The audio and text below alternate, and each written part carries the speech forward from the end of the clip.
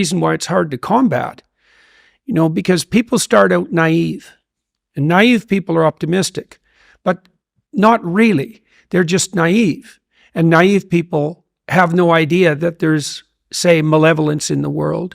They have no idea that there's malevolence in their own heart. They're sheltered and dependent. And when that breaks, it often breaks into cynicism. And so cynicism is actually an improvement. Because the veils have fallen from your eyes. Exactly. The problem with cynicism is that, especially if it's allied with a kind of arrogance, is that you can end there. And that's a big mistake.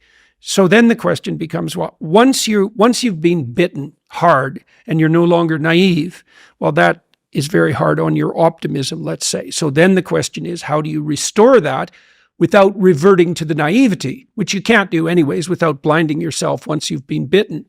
And the answer to that is you substitute courage for naivety, and you regain your optimism as a moral imperative, right? So one of the things you might ask yourself is, well, if the future is likely to be catastrophic in a variety of different ways, which is definitely the case, both socially and personally, then what attitude should you bring to bear on that? And the answer might be, well, if you were courageous and faithful, and I can explain what that means, then you would conduct yourself in a manner that met the future head on, with the presumption that you can manage it. And this is the presumption we should bring to bear politically. Now, the people who are using fear to garner power point to the various apocalypses that might befall us.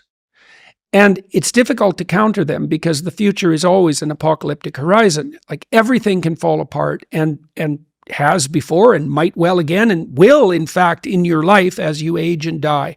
And so it's very easy to conjure up an apocalypse. Then the question becomes not, is that apocalypse potentially real? Because the answer to that is yes, but what attitude should you have towards that? Naive, that's not good. Cynical, that's better, but it's still not good. It's another form of hell, and it also tends to make the potential apocalypses more likely. Well, so what do you have when you move beyond cynicism? And what you have when you move beyond cynicism is wisdom. And that's not naive, it's courageous. And one of the things that religious people have done relatively badly, especially in recent years, is they've failed to delineate the relationship between faith and courage. People like Dawkins and the new atheists, they point to faith and they describe it as something like belief in foolish superstitions. But that isn't really what faith in the deepest sense means.